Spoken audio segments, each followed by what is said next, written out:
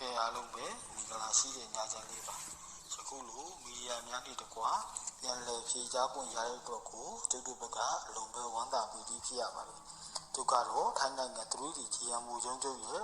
တာဝန်ရှိသူကျုပ်ဦးစောထူအောင်ဖြစ်ပါတယ်ကျုပ်တို့16ရက်12လ2025မှာ895ဆိုတဲ့ထွက်ကနန်းကြီးကိုလူဦးရေ25ယောက်တိတိကိုအောင်မြင်မှုရရှိခဲ့ပါပြီဒီအတွက်ကြောင့်အောင်မြင်မှုရရှိသွားခဲ့ကြတဲ့မြန်မာပြည်သူမြန်မာပြည်သားများအတွက်ကိုလည်းကျုပ်ဘက်ကထပ်တူဝမ်းသာမိပါတယ်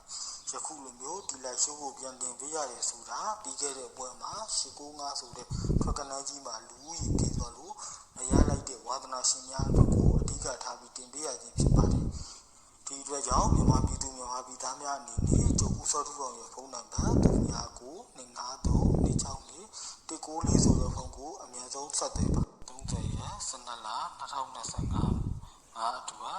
ထိုင်းချဲဒီ6လုံးရဲ့နောက်ဆုံး3လုံးတိုင်း3တီထွက်ကနန်းကြီးကိုကျွန်တော်တို့ရုံးကပဲတရားဝင်ဆောင်ရွက်ပေးသွားမှာဖြစ်ပါတယ်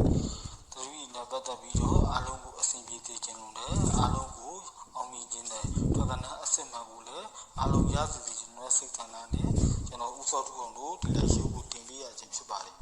ဒါကြောင့်မြန်မာပြည်သူမြန်မာပြည်သားများအနေနဲ့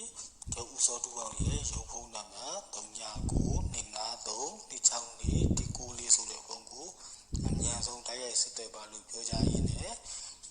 အခုလာမယ့်2026မှာစိတ်တည်လူတင်နဲ့ပြတ်တန်းနိုင်ပါသည်လို့ကျုပ်ဦးစောထူအောင်ဘက်ကဆုတောင်းပေးလိုက်ပါတယ်